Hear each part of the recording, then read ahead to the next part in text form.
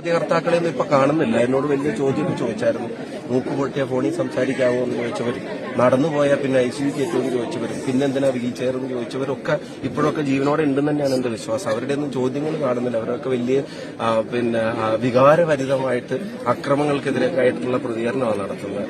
എന്തായാലും ആവട്ടെ, ഞാനൊരു കാര്യം ചോദിച്ചോട്ടെ. കഴുത്ത് പിടിച്ച് തിരിച്ചു, കൈ പിടിച്ച് തിരിച്ചു എന്നൊക്കെ ഒരു പാർട്ടി സെക്രട്ടറി അങ്ങ് പത്രസമ്മേളനം നടത്തുക.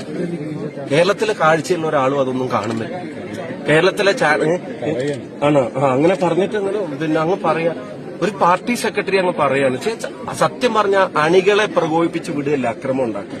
ഈ വിഷയങ്ങളിൽ നിന്ന് ശ്രദ്ധ തിരിക്കുക.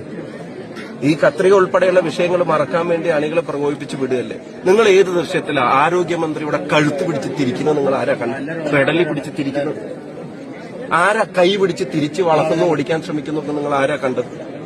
കൊല്ലാൻ ശ്രമിച്ചതിന് കേസെടുക്കുക, വധശ്രമത്തിന്. ഞാനൊരു കാര്യം ചോദിച്ചോട്ടെ. ചെടിച്ചട്ടി കൊണ്ട് മനുഷ്യരുടെ തലക്കടിച്ച് പൊട്ടിച്ചപ്പോ അത് രക്ഷാപ്രവർത്തനമാണെന്ന് പ്രസംഗിച്ച മുഖ്യമന്ത്രി, ആഭ്യന്തരമന്ത്രി കരിങ്കൊടി കാണിച്ചപ്പോ അത് വധശ്രമമാണെന്ന് പറയുന്ന കുതന്ത്രമൊന്നും ഇനി കേരളത്തിലെ ജനങ്ങളുടെ മുമ്പിൽ ചെലവാവില്ല, വില പോവില്ല.